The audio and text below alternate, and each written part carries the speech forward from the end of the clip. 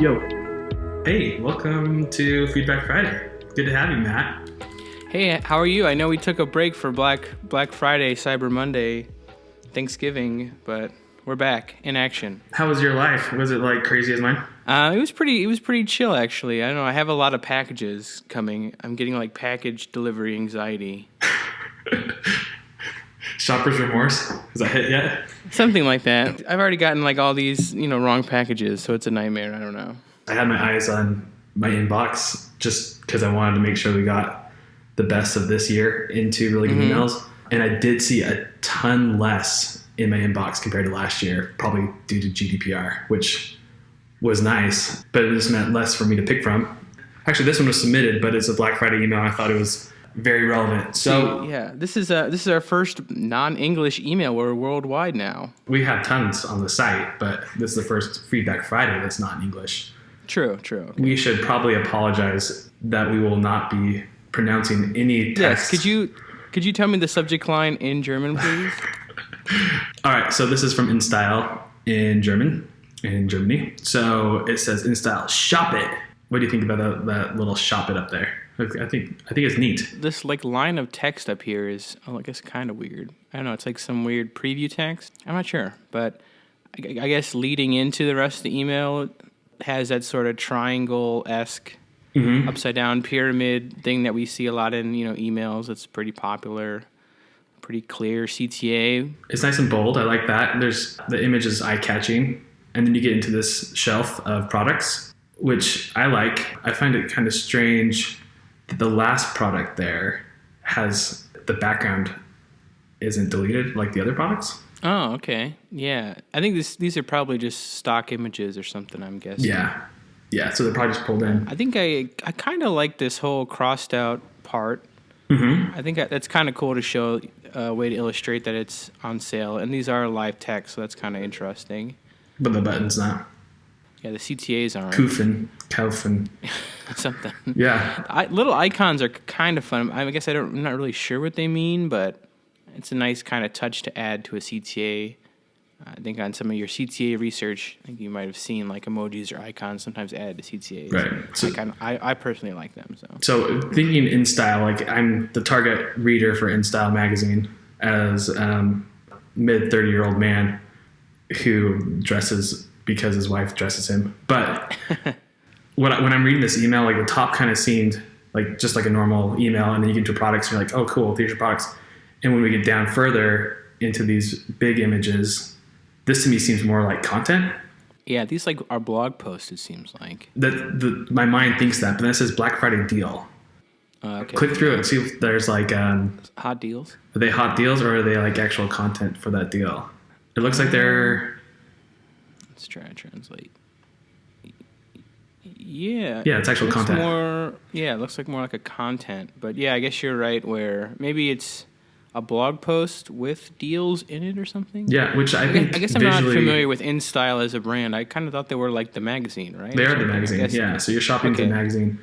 But I like that if you go back to the email, I like that is visually noticeable. These are products, and now you're into essentially... It's the same thing with just image, text, button, but I can tell based on what I've read from other magazine websites that that's kind of the same format. Like this is a blog or this is an article. So I think they did a really good job there. This might actually be good because someone might be more likely to share like a kind of blog style post versus just like a single product linked to their network or something. So. It's kind of good comparisons, probably all of them. Then you get this Black Shopping Friday special. Yeah, I'm trying to. I guess I can't. This isn't going to translate, so I'm not really sure. It's probably just deals or something, but I'm not sure if this should be higher up or something. I don't know.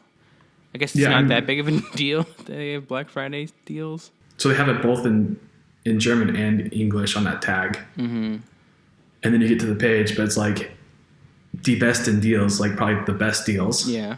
Right? But then everything else is in English, and then your call to action is in German, which is nice if somebody speaks both. True. But like you said, it won't translate when you do Google Translate. And then I like this last piece where it's like colorful and just one product. But let's throw this bad boy into a translator. Yeah, I was going to say. We should just stop looking at all this other stuff. So let's translate and see what we get. This is typically what would happen if I didn't speak the language. Yeah. And I got this email. So we got a little personalization here, which is kind of fun. Mm-hmm. Yeah, this kind of seems more like a newsletter, I guess. Yeah, it is generally pretty basic. So what's kind of sad, though, is because those CTAs are images. Number one, if images are turned off, you're not going to see those CTAs. And then second of all, if someone's actually translating like we are doing, I have no idea what that call to action actually means. So this is a good example to maybe try to use as much live text. Even for like a bulletproof button, yeah, live text would have translated. Yeah. It just seems a little like rushed maybe, or I don't know. Actually, adding a button's not that hard. These ones don't look too crazy. I'm guessing they tried to match this text to like their site text or something, so it looks like it. That makes sense. But yeah, we do sort of run into that issue that without, if you're not thinking about, the translate part of your emails, potentially that could be an issue. So yeah, I guess this is the first time that we've translated to English, but a lot of the emails that we've looked at the past, if you try to translate to another language instead of English, a lot of those brands might have similar issues. So Right. And then when you get, so this is very, to me, like Black Friday, get through this, which the subject line says Black Friday, all these say Black Friday. And then you get to this ad, right? Yeah. I think this is just unnecessary. Like, I don't even understand why. The Black Friday upsell thing? Yeah, you could have replaced probably the hero image with this. I'm trying to think about when this might have been sent. If it was like before, like a kind of a teaser in their like kind of regular newsletter that's like get excited. But maybe but this actually looks like it was sent very close to Black Friday because there seems to be like these time sensitive offers, Right. I don't know. I feel like that's just not needed when everything else is Black Friday, and maybe I probably would have put that as my hero image instead of the styled or lifestyle image at the top, or maybe change the lifestyle image to also include Black Friday in that image. Yeah, to maybe at the very top. Yeah, I could maybe see like some sort of banner or something maybe in the first half of the email. It's interesting too because they say like the coolest countdown deals, blah blah blah, and that would have been a really good use case for something like a countdown timer or something. Oh yeah, for sure. Even just like right here that has when the deals expire to really get you to click. Otherwise, maybe you just like scroll over this. I guess it is pretty contrasty to the rest of the email, so you would know. But even though I like this last part that's in this lightish peach pink color. This is a very big image. Why is it set out aside from the other kind of things? Yeah. I guess it's just to make it, contrasty. I'm guessing maybe a lot of their audience could be on mobile, even though they might be reading a lot on desktop InStyle, like the articles. Maybe they're shopping more on mobile. So, for this, it's relatively okay, but yeah, it's definitely not 100% for. Yeah, the personalizations, I don't know how well this is. So it's got the person's name, but the one that's been submitted to us, are those products at the top? This is something for us just like think about. Not that this is wrong, but is that dress or those hair care products, are those applicable to the person who submitted this? Yeah, so that header, I know there are some like sites or technologies, some third-party vendors that will recommend stuff. Like Movable Ink has like a recommendation engine. I'm sure there's other ESPs or services that maybe has that built in, like Shopify, based on your history. But I'm really gonna guess that I don't think that this would be delivered like that. But maybe it is. It says for you. Yeah. And so when they look at the very last one, which is like that last hero, which is the peach pink background, to me it's like, okay, this is the last save to get someone to buy something from us or look at something. And it says jeweler fans beware here, but number one is like, why is that important? I don't really feel like if this is a Black Friday email, 25% off gemstones may be a good deal. I guess it just comes down to there being so many things looking for your attention. So this is like a whole thing. This isn't mentioned Black Friday at all. And now we're in a Black Friday email.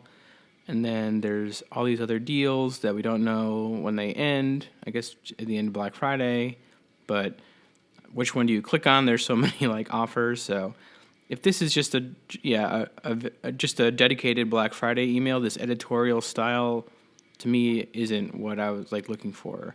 Because you really I agree. The subject line is the cozy winter sweaters and best Black Friday shopping deals. At least that's what it was translated.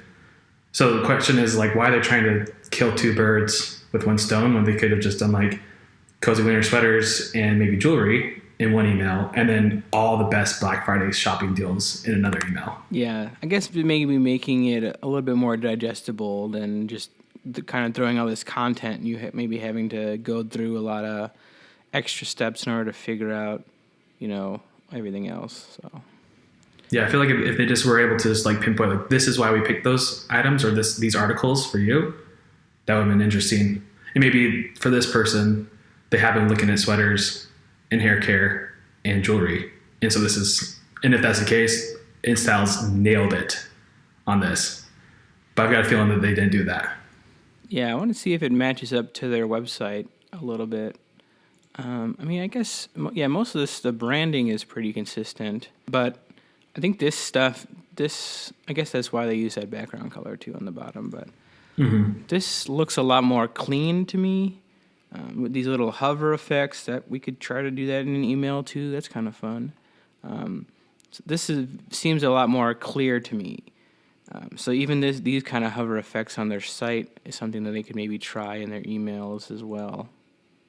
I don't know what I get myself into. But yeah, so some of these interactive elements could be brought into the email. It definitely would maybe take extra time or something, but if they use these kind of buttons a lot, which I'm guessing they do because they match up to their site, maybe bringing in some of these elements or hover effects into the email would be pretty cool. But I guess matching up to their site, they did a pretty good job, but yeah, this isn't super compelling to me. I guess I'm not 100% their target audience, but maybe highlighting that it's more Black Friday in some way. This, like, whenever we do these Feedback Fridays, we start with a good email, and then we say what could have been done better. So no way are we saying like this is a bad email. It's just like there are some ideas that could have made this really stand out to us. But in other words, I like that we're actually getting other languages submitted and that we can actually test this the way that other people are doing email in other countries. Yeah, let us know your thoughts in the comments. We try to look at these emails, but we're always interested to see what people have to say as well. So let us know. And if you have more Feedback Friday ideas or emails, submit it to us. We're also looking still for Black Friday, Cyber Monday, Giving Tuesday, Travel Tuesday. What other ones are we looking for? Father's Day, anything. Send it our way. Bye. Bye.